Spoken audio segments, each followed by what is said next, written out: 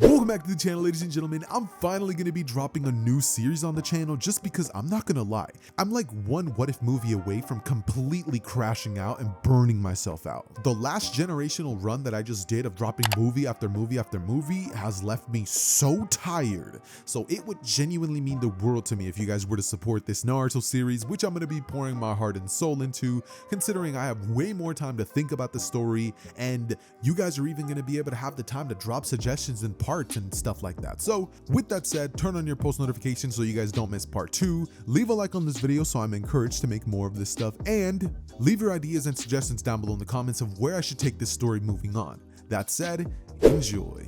Alright, we begin our story with a young Naruto. I want to say maybe 6 years old, because what I'm thinking is going to be happening in this timeline is that after Hiruzen would see how Naruto is actually treated by the villagers, and he would start seeing that Naruto's development, his psyche, and well, I mean, everything else is being affected, I could actually see Hiruzen maybe trying to get Naruto to be maybe raised by somebody.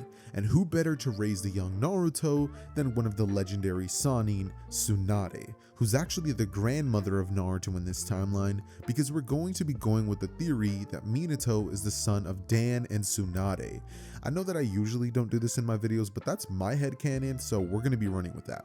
Anyways, Naruto as a little kid would end up finally meeting the legendary Tsane Tsunade once Hiruzen would send a letter to her and essentially tell her to come back because her grandchild is currently needing her to raise him.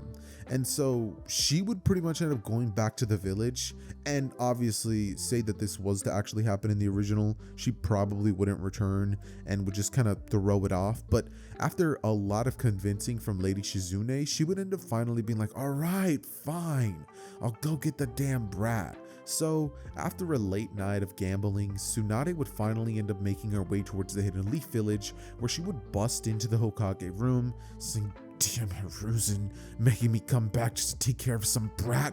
Why couldn't you do it? But as Hiruzen would be signing off some paperwork, he would hit his pipe looking to Tsunade saying, well, if it isn't my student Tsunade, I'm happy to see you. And while the circumstances might not be the best, to tell you the truth, being Hokage is a lot more tiresome than you would imagine. With all the paperwork and all the duties that I have to fulfill as a Kage, Tsunade would then cut him off and say, and the view time that you have to spend. He would start coughing and be like, and anyways, I don't have the time to take care of a young boy, but you've left the village and practically haven't really been doing much. I assume it won't be too much of a problem to let you train the boy up a bit, maybe just watch over him for a bit, get him out of the village. The villagers here, well, they're convinced that he's the demon fox, and the rumors spread like wildfire. He's no longer looked at as a boy, but a demon. They're hounding him, and Tsunade, I'm afraid that one of these days, one villager might get too rambunctious and might end up causing some real damage to the boy. Tsunade, hearing that, would end up saying, it's not my responsibility. If only Minato hadn't died that night. The room would go quiet, as Hiruzen would say, if only. I wouldn't be at this desk fulfilling my duties, Tsunade, but you know, sometimes we as shinobi have to do things we don't want to. Tsunade in this moment would look to Shizune saying, let's go get the boy. And as they would make their way outside, we would end up pretty much being greeted to a sight of snow. Naruto with a little scarf would be outside playing when he would end up noticing a small girl being bullied by a bunch of boys. Naruto would jump in and defend Hinata, causing her to start liking him like in the original, and it'd be in that moment that Tsunade, walking through the snow, would see the young Naruto having been pretty much beat up by the young bullies who had taken his, no, not his scarf, but like, who would pretty much beat him up and shove them into the snow, him being completely defenseless. Tsunade, looking to Naruto, would get down to eye level with him as she would say, really? You got beat up that badly, kid? Naruto, looking to Tsunade, would be like, what's it to you, huh? As she would pretty much go on to ask Naruto what exactly he was trying to do fighting against those kids. Naruto would say that they were bullying a little girl and he wasn't gonna allow that, believe it. She, hearing this, would kind of like look to Naruto and see the face of her younger brother. Seeing this, Tsunade for a split second would look away with a slight blush as she would then look to the direction of Naruto and have a bit of a smile. Shizune seeing this would think, whoa, she never, as suddenly she would drag the boy up, telling him that he's coming with her. He would say, what? No, lady, let me go, who are you?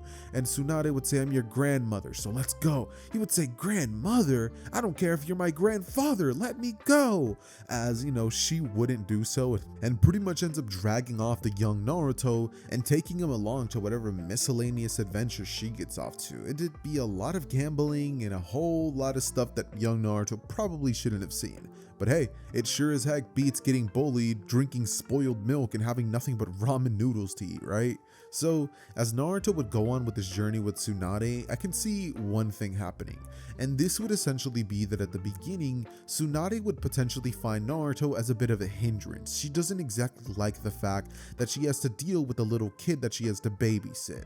All the trips to the bathroom, all the times that he pretty much is up to no good because, it's a kid. She would get sick of it. But eventually, after Naruto would slowly start to calm down and accept that he's gonna be with Tsunade and Lady Shizune for a while, Naruto would start to slowly change, looking at Tsunade in a more grateful manner, understanding that he's with her when he could be alone in the village, never having someone that he could come home to and say, I'm home. So Naruto would start changing, the way that he acts would start shifting, and Tsunade seeing this would start realizing that the young annoying brat that she had started to, grow kind of fond of was starting to kind of mature. She would like that, and this would lead her to warming up to Naruto more and more as the days would pass on. This would eventually lead to a mini time skip in which Naruto, over the course of spending all this time with Tsunade, would have brought newfound joy to her life. He would literally go on to become the light that would lead Tsunade back to her senses. Before, she would used to spend her life drinking her sorrows away at everything that happened in the war, but now that she has Naruto in her life, she has to wake up to take care and train and educate this young boy that without her wouldn't really do much. So, with that being said, Tsunade and Naruto would eventually develop a super close relationship, with her serving as a grandmother figure, more like a mom actually, with Lady Shizune serving as a big sister role to Naruto. This would leave the young Naruto and Tsunade in a very good spot relationship-wise, as they would go on multiple adventures, visit multiple towns, and Naruto would eventually end up picking up on those gambling habits. Much like Hashirama would have put Tsunade onto that stuff, Tsunade would have put Naruto onto that. And after all this time of training and being with Tsunade, Naruto definitely goes on to pick up a few habits from her, with a couple of techniques from her as well. Naruto doesn't exactly have some phenomenal chakra control, so I'm not going to be saying that he becomes some sort of crazy medical healer or something like that, but instead, what Naruto does learn through his time with Tsunade would be not incredible chakra control, but good chakra control, right? We still have to contend with the fact that Naruto is the Nine-Tails Jinchuriki, and that's still going to be coming with a couple of downsides. One being that Kurama is still going to be impacting Naruto's chakra flow, so that's going to make things a lot more difficult. But having a mentor around who's actually there to show Naruto how to manipulate chakra, control it, and teach him every step of the way, much like Jiraiya would have, Naruto would go on to learn Gale Palm and Wind style jutsus, and how to pretty much channel his chakra in his feet to walk up trees, even walking on water, which would definitely be one of the most difficult things Naruto would ever have to do. That said, after all this time would pass, Naruto would end up finally returning to the village, turning the age of let's say 12 years old, considering that that's the time that Naruto would actually go on to become a genin. After Naruto hearing so many stories of what Tsunade was like back in the day, being a ninja and all those things, Naruto having Tsunade and Shizune in his life never would have grown up with the goal of, I'll become Hokage, believe it, just due to the fact that he doesn't need to fight for people to give him attention or respect him. Having Tsunade and Shizune would have people in his life that he doesn't have to do specific things in order to be an attention seeker.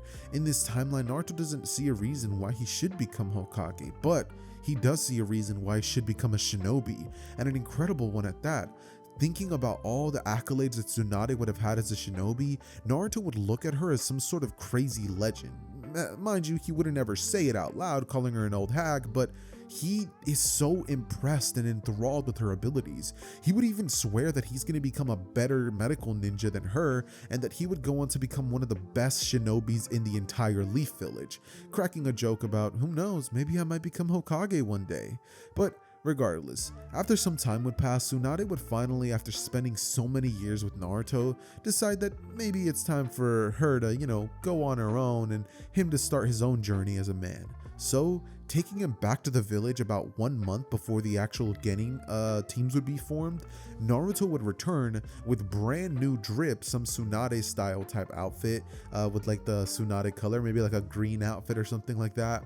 As we would get a scene of Naruto, Tsunade, and Shizune, as well as the little pig, walking into Hiruzen's office, with Hiruzen looking at Naruto, seeing just how much the young boy had grown. He would go on to ask Naruto how he's been, to which Naruto would smile, saying, "I've been good, old man," and then pretty much asking him how about him. This would lead to a small little monologue section between the two of them, as finally Hiruzen would end up telling Hiruzen that she was done raising him. She would look at Naruto with a smile and kind of a sad expression as she would turn away, saying, "You can have the brat back." She would then walk out of the room with Naruto looking at Tsunade and saying that he'll see her soon. He would wave. Tsunade would have a couple of tears coming out of her eyes, sad that she won't be seeing him for a while, considering that at this point she had practically considered him her own son. But regardless, Naruto staying in the office with Hiruzen would then be told that he can pretty much just go back to his old home, that it had never changed from the day that he left it. So Naruto would do just that, entering his old apartment. As walking inside, there would be lots and lots of dust bunnies. Naruto would think, nothing's changed, huh? As he would think, well, better start cleaning.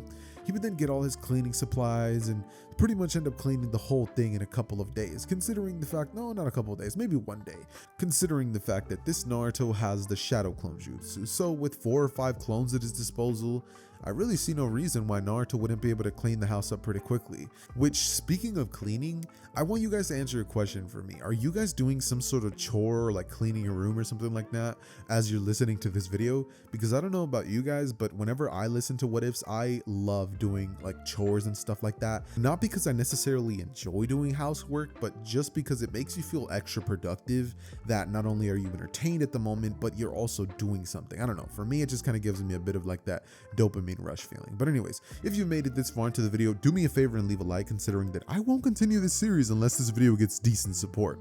That said, let's get back into the story.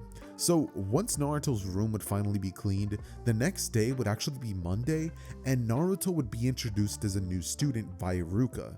Naruto making his way into the classroom after Iruka would say, "Welcome your new student, Naruto Uzumaki." Naruto would walk in with long blonde hair, actually looking more like Minato in this timeline, with the whiskers and the blue eyes and stuff like that. As Hinata, noticing him, would say, "It's him." And as everybody else would watch Naruto, some people would start snickering, saying, "Hey, isn't that the demon fox?" They'd say, "I thought he died. Yeah, my mom told me that we'd finally gotten rid of him, but I guess not." People would be staring at Naruto, and as Naruto would be hearing all this, Naruto wouldn't be fazed. He would just walk to the back of the classroom knowing that that was probably going to happen. And sitting down, Naruto would just look to the direction of Iruka, wondering what being in a ninja academy was like. He was actually excited. As soon as class would start, Iruka would start asking questions, and Naruto, having been trained by Tsunade and given a lot of info that most normal students wouldn't know, would be able to actually answer a lot of these questions, being an incredibly smart and talented shinobi.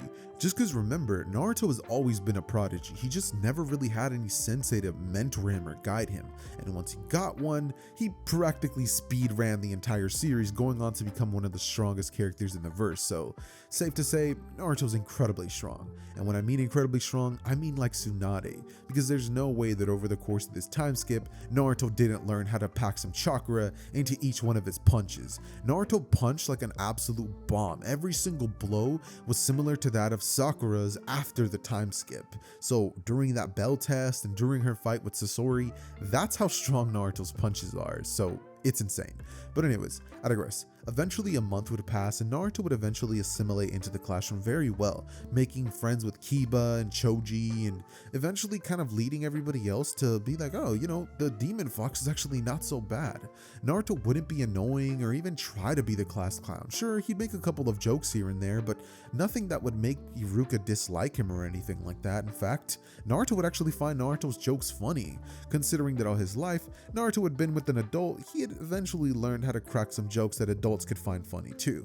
That said, eventually the time would come when Team 7 would be formed, and Naruto, much like in the original, would once again be placed onto Team 7, alongside Sakura and Sasuke.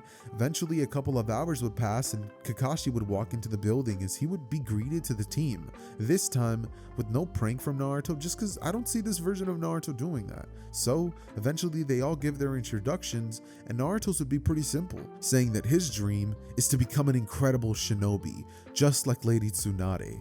Kakashi, hearing that, would think, of course he does. I mean, he did spend multiple years with her. Sasuke would say that he wants to seek revenge after a certain someone. Sakura would go on to pretty much lay out a pipe dream about wanting to be with Tsunade. And so, after everybody would finally end up talking about their goals, Kakashi would tell them all to meet him at this location tomorrow for the bell test, going on to explain that they shouldn't eat anything. And Naruto, definitely having been told the tale of the bell test and how she had to try to take the bells from Hiruzen himself, Naruto would actually know the true nature of this test, that it's not about taking the bells from whoever this is, Kakashi, he knows all about him. He would think it's about teamwork. So the very next day, before Kakashi would arrive, Naruto would go up to Sasuke and say, "Hey Sasuke, can we talk for a moment?" Sasuke, looking to Naruto, would scoff before saying, "What is it, Naruto?" Naruto, turning to him, would go on to say that he knows how they can pass this test. Sasuke, looking to Naruto, would ask, "How's that exactly?" As Naruto would pretty much turn to Sakura, saying, "Hey, you could come too." She would come closer, and eventually Naruto would go on to explain, "Hey, you guys know how I wasn't here for a couple of years? Well, this is why." Sasuke would say, "Out with it already, Naruto." To which Naruto would say, "Dang, I will, jeez." He would then turn to him and say, "Alright, well look, the point of this test isn't actually to do what he's about to tell us we have to do. It's actually teamwork. Because there's no way that we're going to be able to get the bells once Kakashi Sensei comes. He's a Jonin and we're just Genin. So really, all they're wanting to see is if our team is willing to work together and make sacrifices for one another. That's why there's only going to be 2 bells." Sasuke, after hearing that, would look at Naruto, saying that that makes no sense. The whole point of this would be to show their ninja abilities. But a part of him would actually start to believe Naruto. The more that Kakashi would start to explain the rules, Sasuke would look at Naruto, then finally believing in what he said. He would nod at him, looking to Naruto, as Naruto would nod right back. And eventually, the second that Kakashi would go on to say begin, all 3 of them would end up hiding in the bushes. Naruto, turning to the direction of Sasuke, would go on to ask what the plan is. As Sasuke, turning to Naruto, would go on to say that Sakura is going to be the one to serve as a distraction. Meanwhile, Naruto and Sasuke can go in and attack Kakashi.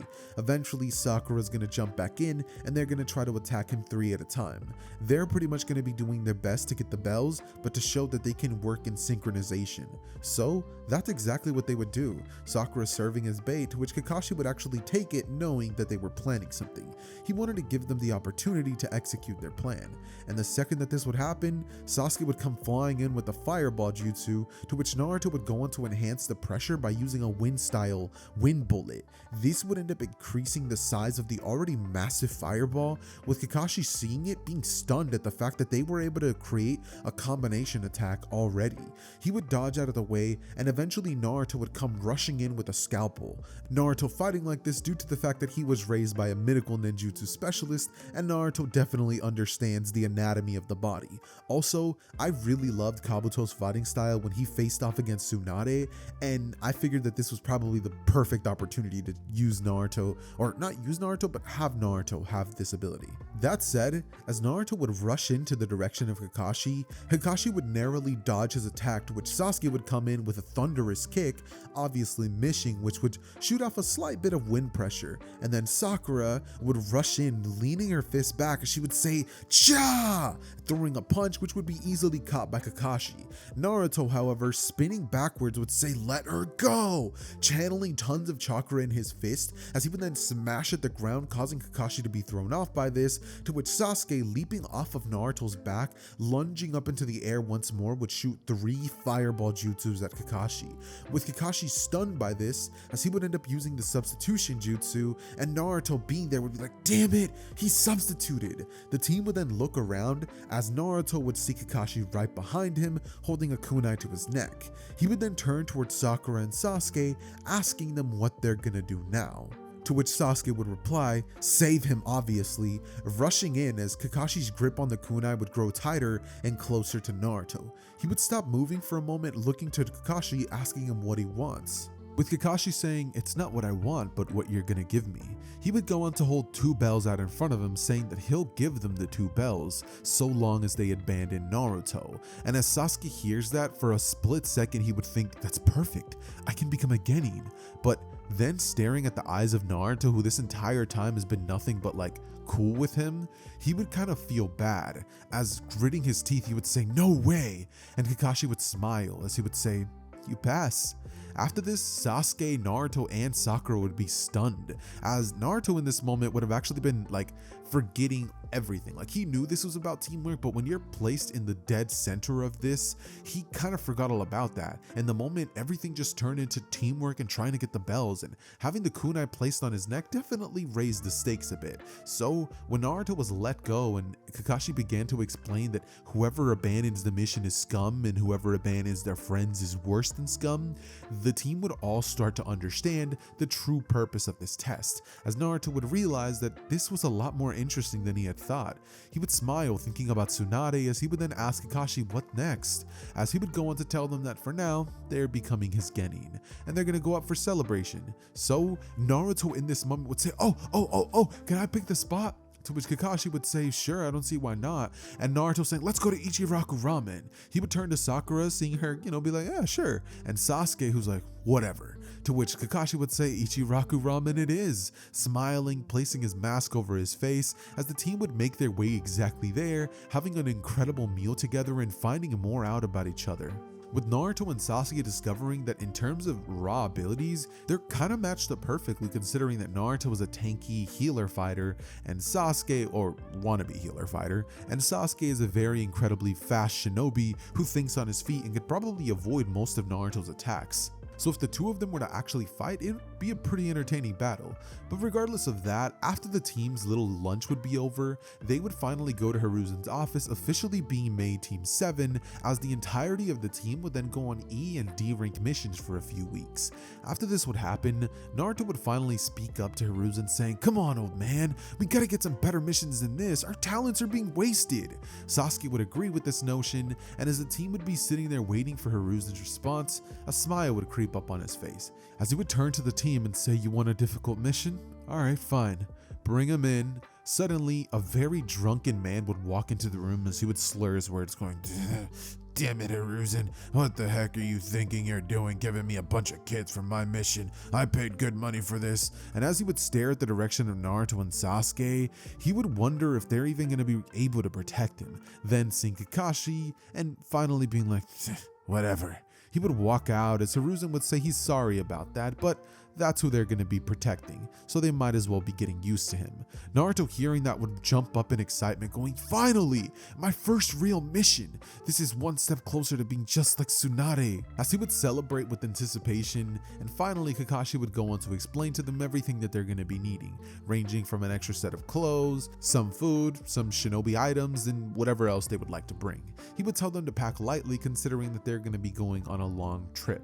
So the team would do just that and would meet Kakashi at the bridge for their first mission, as the team would go on to embark on the Land of the Waves arc, which, ladies and gentlemen, is where I'm going to be ending part 1 to this series. Now, I know that a lot of you guys probably aren't used to this, considering that lately I've been absolutely spoiling you guys with movie after movie after movie after movie. How many movies have I dropped in a row?